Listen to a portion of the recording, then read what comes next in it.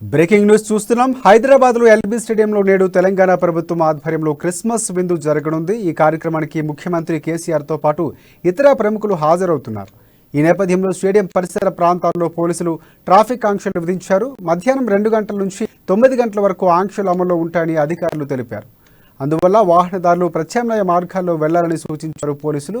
ఇక police control room, Basheerbagh, BJR విగ్రహం circle, అలాగే SBI gun foundry, Abids circle తదితర ఏరియాల్లో ఆంక్షలు విధిస్తున్నట్లు పోలీసులు వెల్లడించారు. ఈ జంక్షన్ నుంచి రాకపోకలు సాగించుకోవడం మంచిదని అదనపు సిపి తెలిపారు.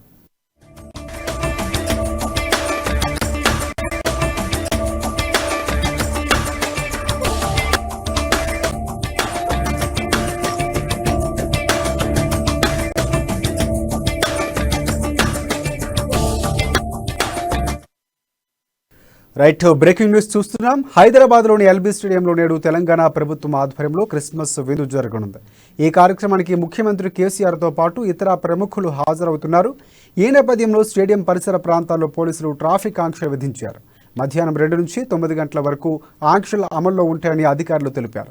అందువల్ల వాహనదారులు ప్రత్యామ్నాయ మార్గాల్లో వెళ్లాలని సూచించారు.